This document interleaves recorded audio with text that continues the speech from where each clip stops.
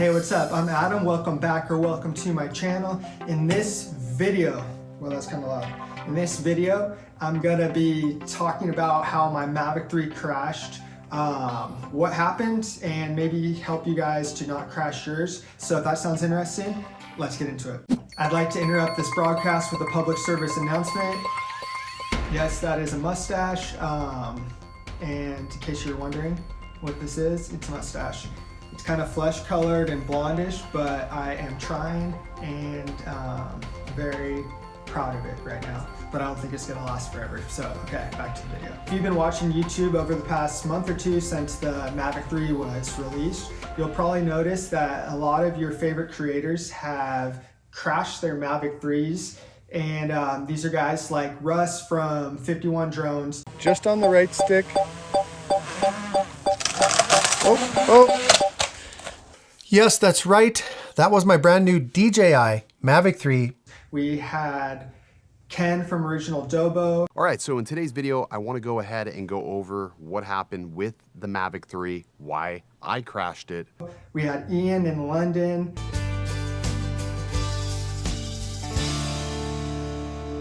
I'm not the only one managing to crash this thing, and it's catching out others too. And we had Carson Miller.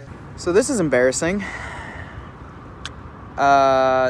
Just crashed the Mavic 3. And all of those people crash their drones, and they're pretty big timers and experienced with them. And one of the things that I noticed, what they all kind of have in common, their drones crashed into trees with really thin branches, and the obstacle avoidance wasn't able to pick it up.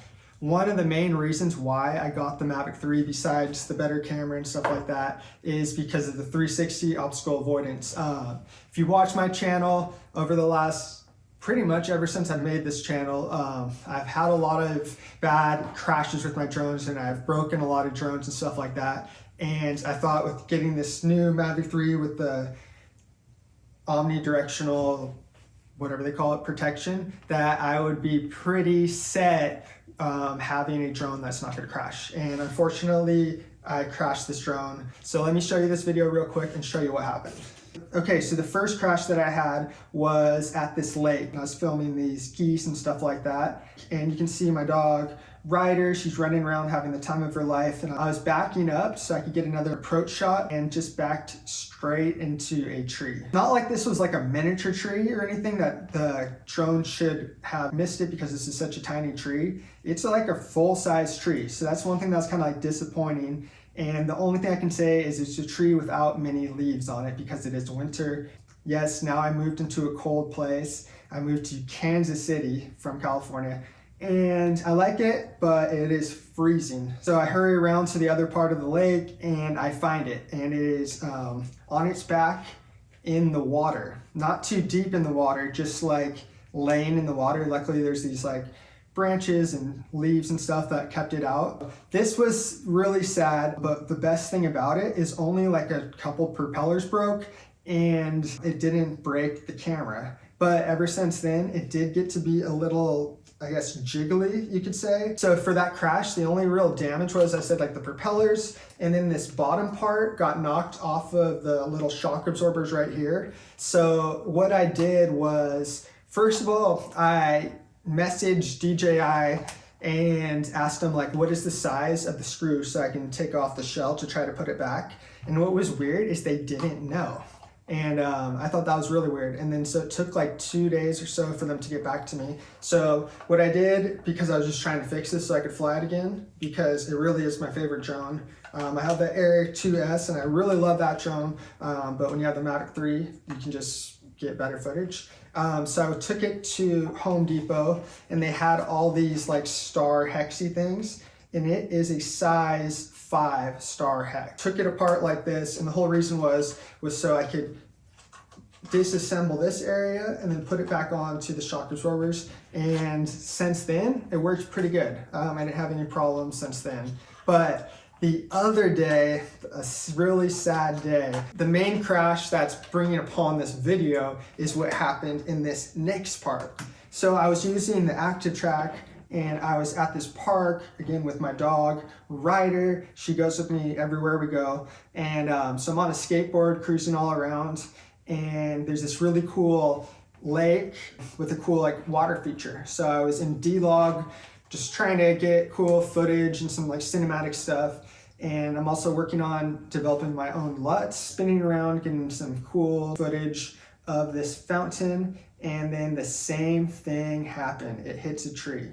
And this time, this tree was even bigger with even less amounts of small branches. So that's why I know that the small branches that it gives it like a lower percent of chance of it finding it. But I feel like with the 360 surround, that it should be able to.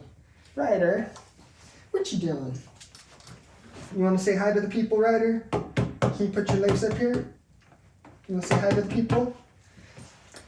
Good girl. Yeah, this is my dog Ryder. She's a poodle and she loves to be my sidekick. So everywhere I go, pretty much, Ryder comes with me. So Ryder, back to our regularly scheduled video. Does that sound good? Okay, that sounds good. So back to the video, spinning around the fountain, and it hits a tree, a big tree with real size branches, not all these tiny little leaves and stuff like that. This was a real size tree, and it hits it. I was trying to get a cool like parallax, so I wasn't filming in sports mode or anything like that. It hits the tree, like you can see right here. And then, so for a second, you can see, so okay, it hits the tree, and then it starts to hover, and like everything's all fine for a second. And I'm like, no way, like, okay, maybe I'm gonna get so lucky and it's gonna be fine. So I didn't want to touch the sticks at all because I thought it's hovering in the right place. And then like 0.2 of a second later, it hits a branch, falls out of the air, crashes, and lands face first into the snow. I get there, super sad, this thing is broken off. The moral of this video is don't trust the obstacle avoidance on the Mavic 3. And basically, if you got it, it's because you think that now it's like uncrashable. Change your way of thinking because it's not uncrashable. When I was buying this drone, first of all, it was really expensive, and I'm thinking, okay, it has the surround sensors, so it's probably not going to crash. Like maybe I don't need to get the DJI Care Refresh. And I thought about that for like 3 seconds, and I'm like, no, do you know who you are? You're the guy that crashes a lot of drones. So I did get it.